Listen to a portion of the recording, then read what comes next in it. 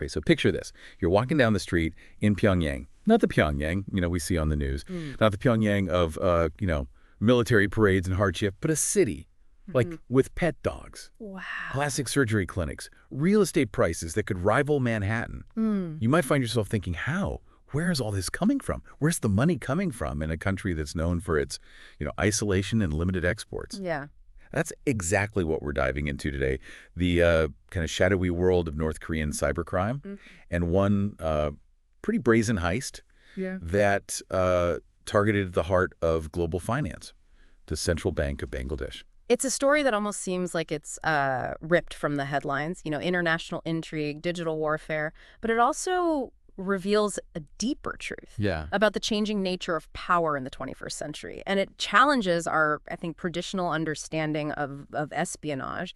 And it really highlights how a nation with limited resources can become a major player on the global stage just by exploiting the interconnectedness of the digital world. Right. And at the center of this story is a figure who's as enigmatic as the country he serves.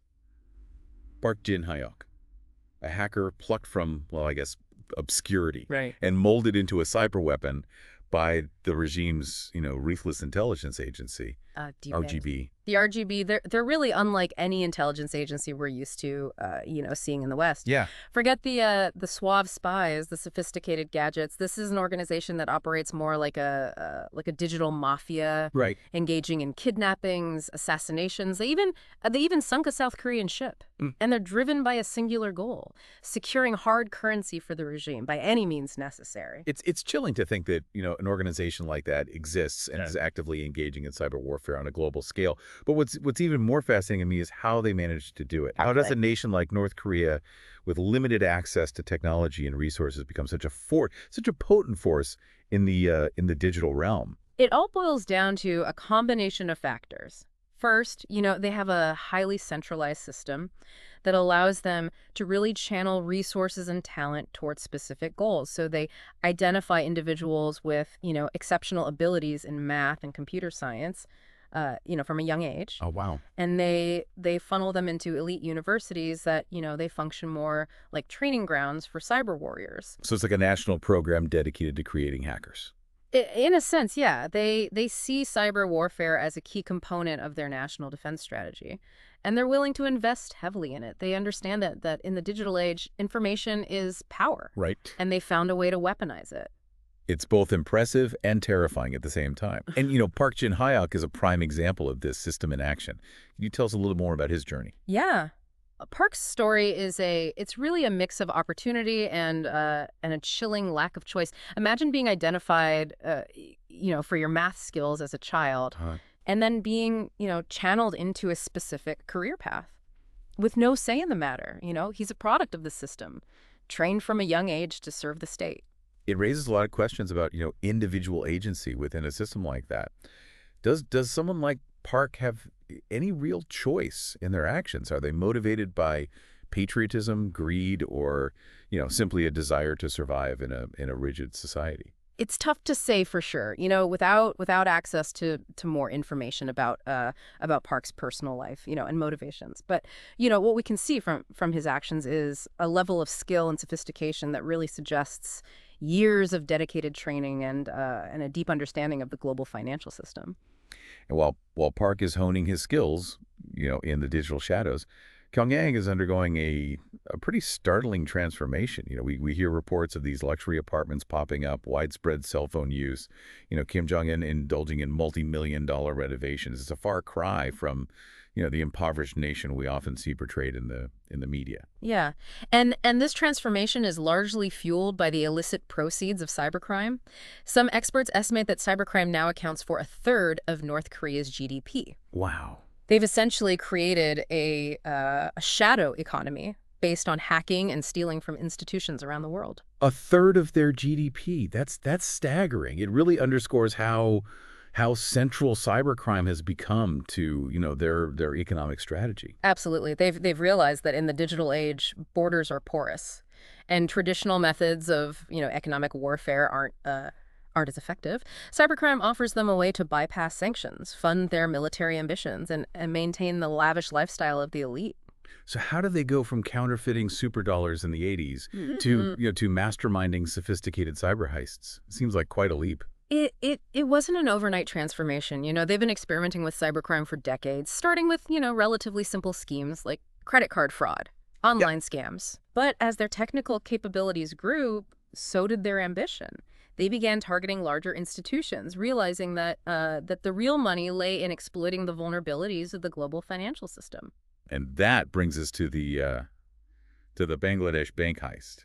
This wasn't some random act of hacking, but a meticulously planned operation. That took months of preparation, involved a team of, highly skilled individuals. Exactly. The Bangladesh bank heist was a watershed moment in the history of cybercrime. It demonstrated the vulnerability of even the most secure institutions, to state-sponsored hackers, and exposed the potential for catastrophic losses in the digital age. It was a wake-up call for the global financial community, and a stark reminder that the battleground of the future is online.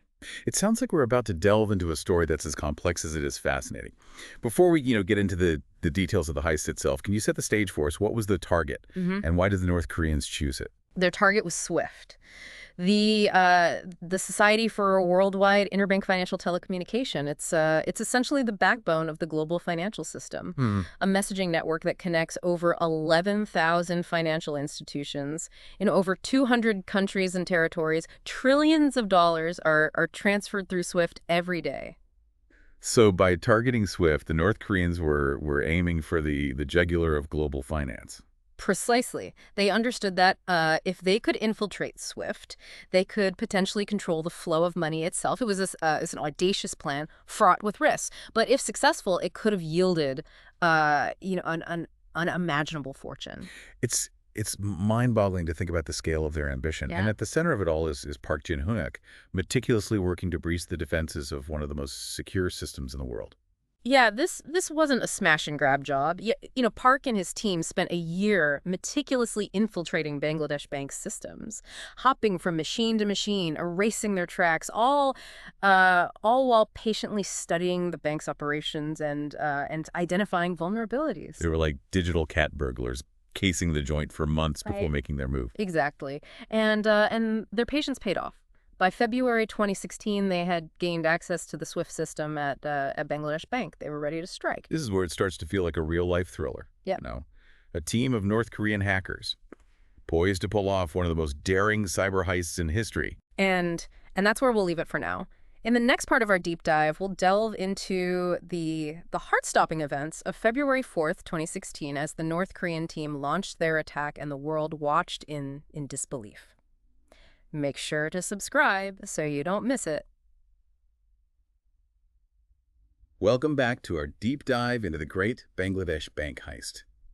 As we left off, the North Korean hackers had infiltrated the SWIFT system. They were in the digital vault, so to speak. Yeah. With billions of dollars potentially within their grasp. It's a heart-stopping moment in our story.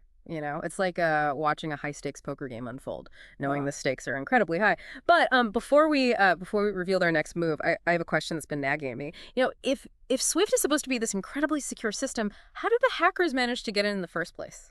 That's a great question, and it gets to the heart of how cybercrime often works. It's not always about, brute force attacks or sophisticated code breaking. Sometimes it's as simple as exploiting human error or carelessness. So you're saying they didn't hack their way into SWIFT directly? Not initially. Their first point of entry was actually through a simple phishing email. Phishing? You mean those emails we all get with, like, suspicious links and promises of riches? I thought those were just annoying scams. They can be, but they can also be incredibly effective tools for gaining access to secure systems. In this case, the North Korean hackers crafted a highly targeted phishing email designed to trick someone within Bangladesh Bank into clicking a malicious link. So it was a case of social engineering rather than, technical wizardry. Exactly. They preyed on human vulnerability, understanding that even the most secure systems can be compromised if the people using them aren't vigilant. And someone at Bangladesh Bank took the bait.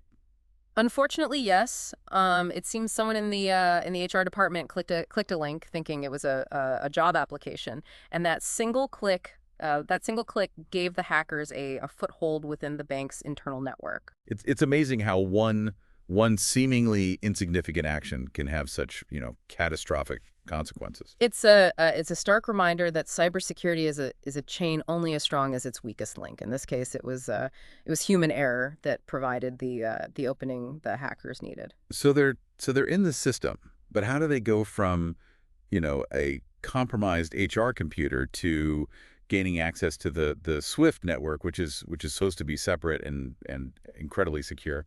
This is where their patience and meticulous planning really come into play. Remember, they spent a year inside Bangladesh Bank's network. During that time, they meticulously mapped the bank systems, Hmm. identified vulnerabilities, and moved laterally from machine to machine, always staying one step ahead of any security measures. It sounds like something out of a spy movie.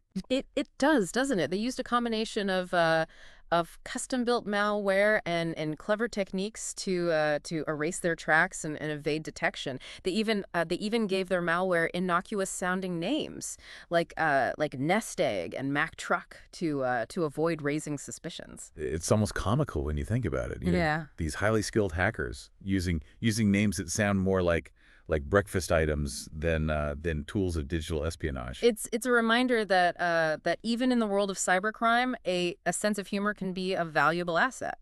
So they've infiltrated the Swift system. They're in the vault, so to speak.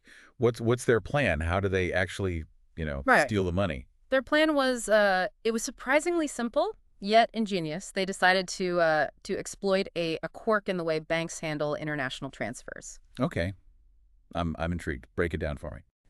Imagine your Bangladesh bank, and you want to transfer a large sum of money to another bank, say in the United States. You send a request through the SWIFT network to the receiving bank, but the receiving bank doesn't just release the funds immediately. They wait for confirmation from Bangladesh Bank that the request is legitimate. That makes sense. It's a security measure to prevent unauthorized transfers. Exactly. But the North Koreans realized they could potentially exploit this system. They knew that the Federal Reserve Bank of New York, where Bangladesh Bank held a significant portion of its foreign reserves, processed a massive volume of transactions every day. So they were hoping to slip their, fraudulent requests into this torrent of transactions and hope no one would notice. Precisely. They were betting on the sheer volume of transactions overwhelming the New York Fed's security checks. It was a bold gamble,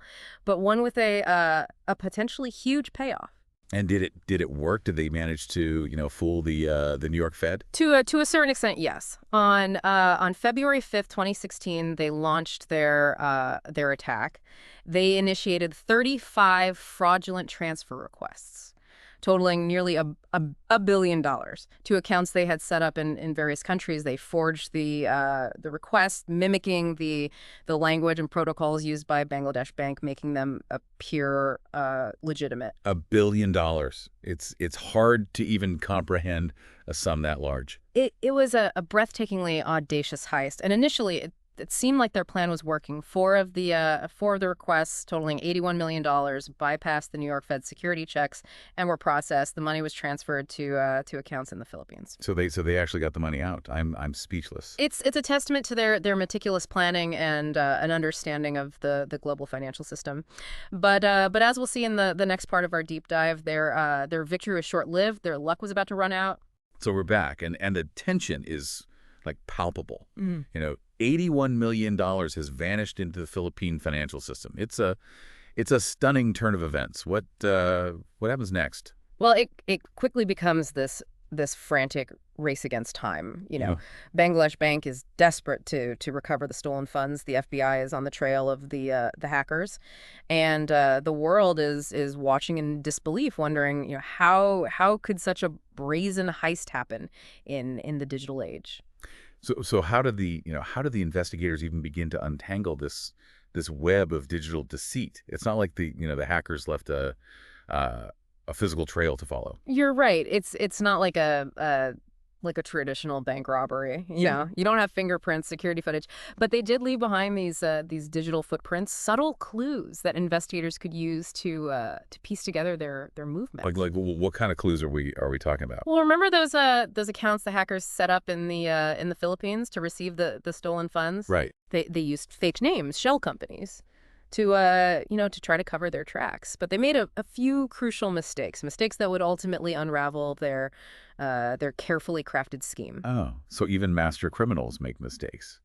It's almost reassuring in a way. Right. What kind of mistakes did they make? One of the accounts was linked to a Filipino casino junket operator. A casino junket operator. That sounds intriguing. What exactly is that? Essentially, they're middlemen who cater to high rollers, often from China.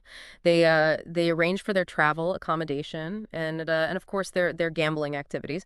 They operate in a world of high stakes and large sums of cash. So the hackers were trying to launder the stolen money through a casino. It seems like a risky move, wouldn't you say? It is risky, but casinos can be attractive targets for money launderers, because they deal with such large volumes of cash. The hackers were hoping to blend the stolen funds with legitimate gambling proceeds, making it harder to trace. Clever, but as you said, risky. Yeah. Didn't they realize that casinos are under constant surveillance? They may have underestimated the vigilance of the investigators and the level of cooperation between international law enforcement agencies. The FBI, working with Philippine authorities, were able to track the money trail through the casino.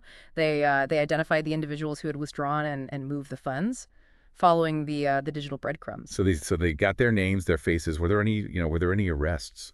There were some arrests, yes, but not everyone involved was apprehended. And this is where it gets even more frustrating for Bangladesh Bank. Right. A significant portion of the money had already been converted into casino chips, gambled away, or moved through underground channels, disappearing into the murky world of international finance.